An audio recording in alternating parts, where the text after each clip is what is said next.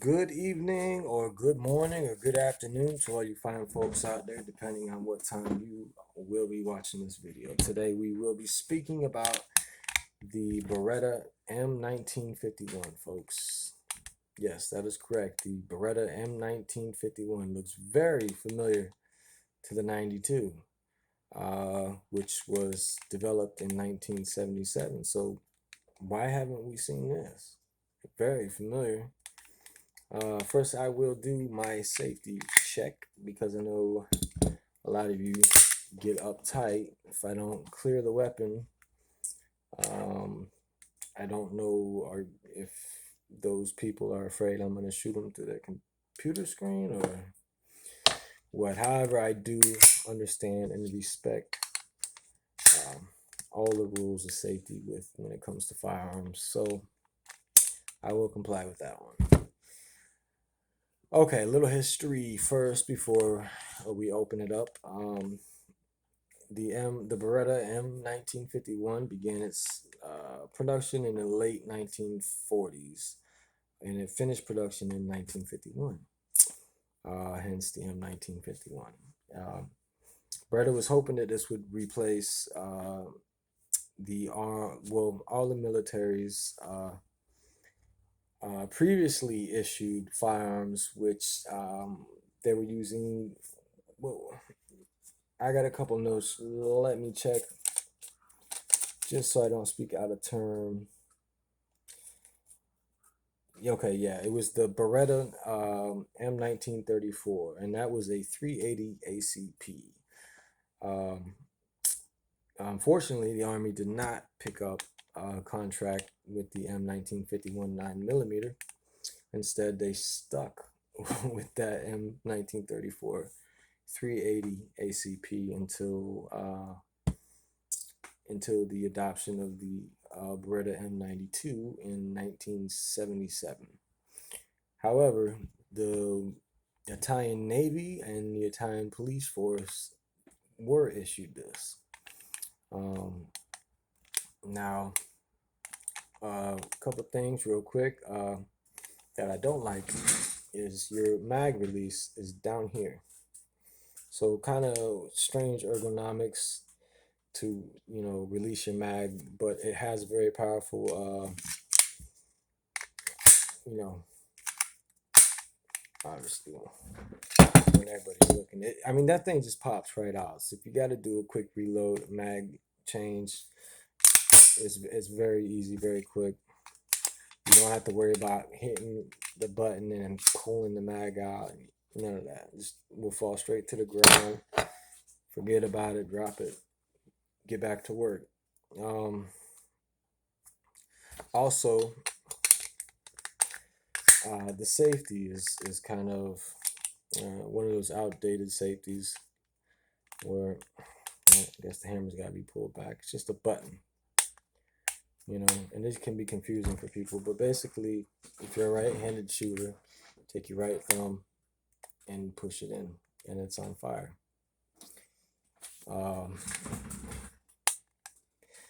Push it in on the left side, and it's on safe. And push it in on the right side, fire. And how you can tell it is on fire is because you will see a red right there. Though this one is kind of hard to see the red on that safety because of how low profile.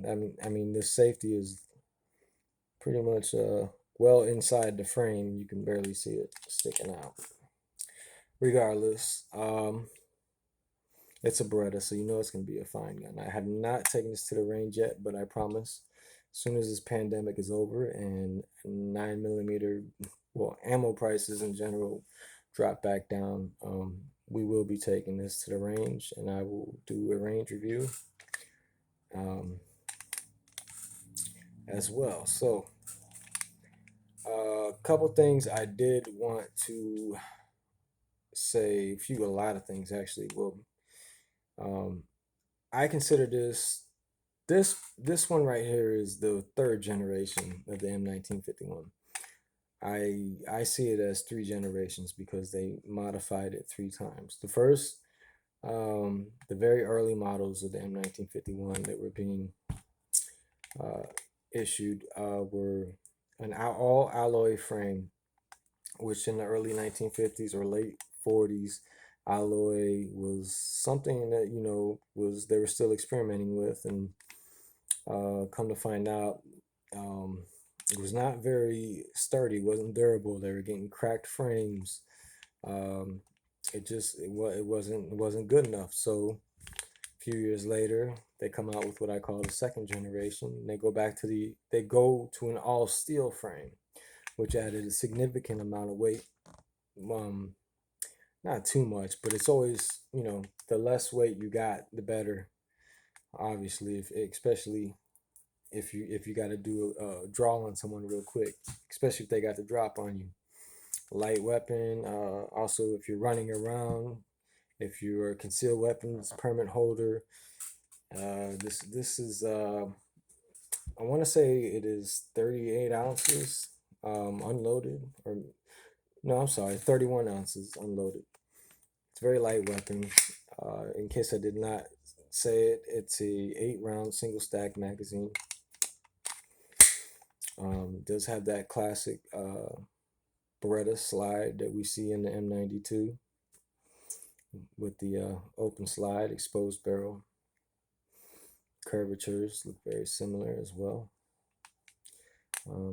Grip's different. The safety is obviously different. There's no decocker, hammer decocker.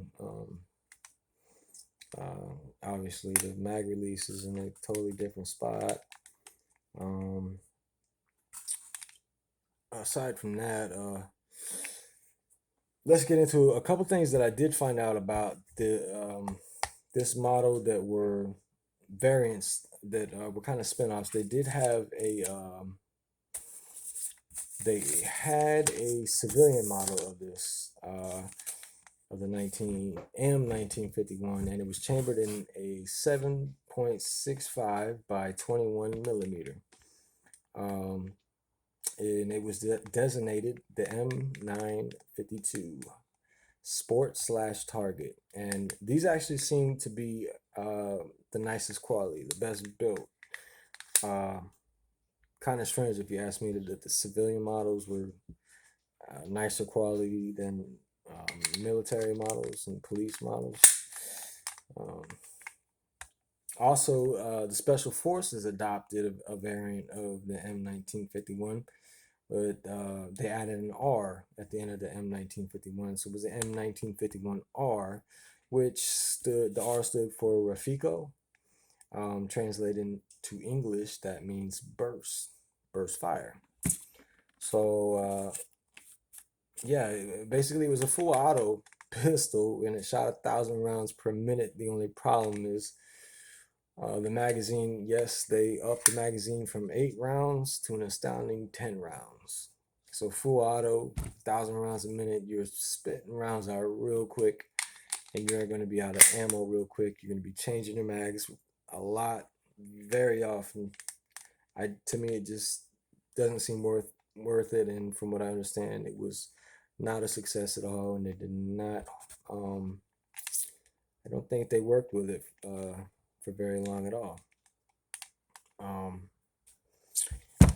So though I found that interesting that there was a civilian model and that the special forces also adopted a model. The civilian model, like I said, was was of a nicer quality. It also, I'm intrigued by the round, the chambered round. It was 7.65 by 21 millimeter.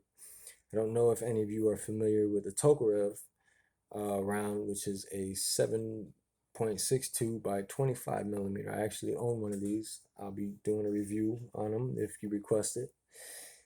And the 7.62 by 25 millimeter, that shoots 1,600 to up to 1,800 feet per second.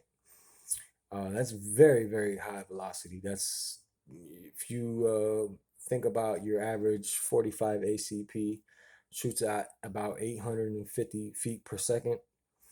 So your 45 ACP and 7.62 by 25 millimeter, is double velocity, 1600 feet per second. And the 7.65 by 21 millimeter uh, that was a civilian model of the M1951, wasn't a 9 millimeter, but that 7.65 uh, by 21, I'm sure had a very high velocity round. I would like to get my hands on one of those. Um, I am very happy with this. This is the 1976, one of the limited edition models. Like I said, in 75 and 76, they went back to an alloy frame. And this was, I believe, they were testing it because they were already in the process of producing the M92, which we all know used an all alloy frame. So they wanted to make sure that that they got the alloy frame down pat. It was strong, durable, didn't have to worry about any cracks causing any malfunctions or anything like that. So it worked out pretty well. Um, and disassembly, reassembly, real easy. You got your lever here, takedown lever here. You got your slide and your notch in your slide right there. Line them up so you can turn that pin. Oh, magazine has to be out for this to work. Slides right out. You got your recoil spring. Barrel pops right out. Just like what you're used to with. It should look pretty familiar. And to go to reassemble, it's basically the same thing. I know sometimes these could be a little pesky. Getting these to sit flat. Trying to let you see as much as you can. Maybe I need to get someone to film me for me while I'm doing this so I can get better angles so you can see better. So reassemble, you get it. That notch, just flip that switch in. Okay.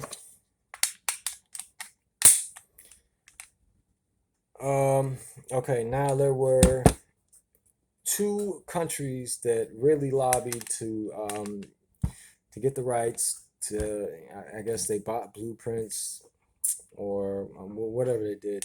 They wanted to build their own. They were impressed by the M1951 Beretta that they wanted to build their own, produce their own for their country's military, which one of them was Egypt, and Egypt, I think they produced a hell of a lot of them, but theirs was almost identical to this.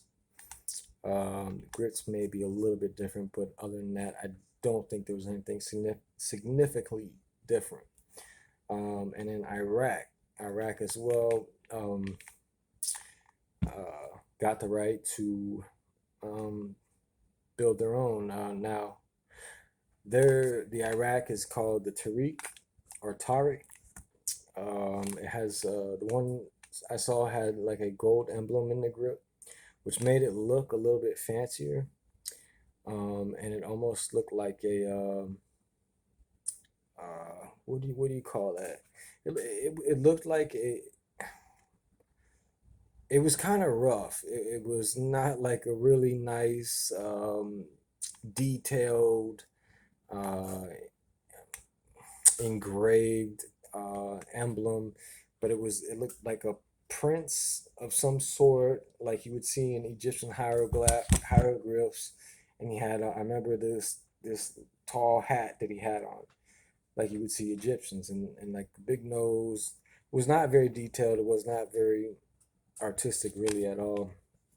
Um, and those go for $1,200 to $1,600 in the U.S. market, which let me tell you, folks, it is not worth it. Those Tariqs or Tariqs, um, some of the parts are Beretta. I believe the slide is Beretta.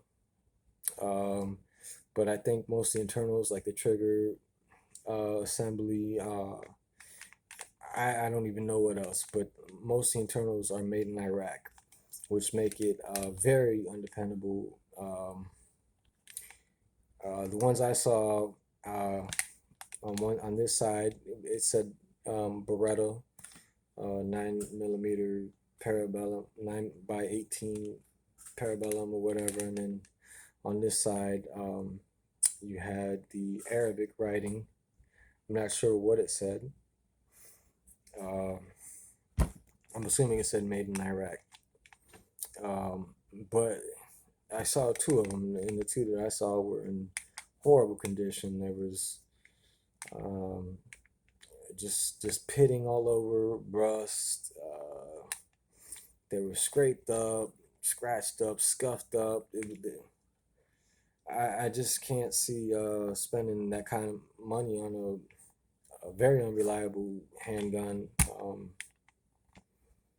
when you could spend 250 to 350 for an Italian-made Beretta M1951, which is very reliable.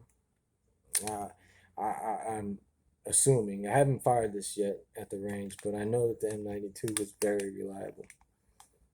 So we will see. Hopefully I can get this to the range soon. I'm actually going to check ammo prices as soon as I'm done with this and see if I can see how that's looking. um, that's it for this video. I just wanted to give you guys a good look at the M1951 Beretta 9mm. It's just, when I saw that, I had no clue. Like, I was very familiar with the 92, and seeing this came out decades before the 92 did, and yet I was never aware of it. It just blew my mind. So, and I also I did see some other videos on YouTube, but I didn't see. I did some research on I known about the Tariqs. Well, I didn't know about the Egyptian one. I knew about the Iraqi pistols. I knew a couple guys that smuggled some back into the States. Um, but really, what I found interesting was about the civilian model, and that the special forces picked up a model of their own that was full auto, but only 10-round mags. So um, I haven't seen anybody talk about that. Anyways, if you like this video, now say it, give it a thumbs up. If you didn't like this video, hey, this was my first one. You don't have to do a thumbs down, but if you really hated it, I understand. However, I do have plenty other firearms. I've got some really interesting ones. Um, I'm yeah, I don't want to say anymore, but so if you're looking forward to seeing more reviews by me, I will be dropping another video probably maybe in the next day or two. So subscribe if you'd like to see that. Thank you for watching this if you made it all the way through.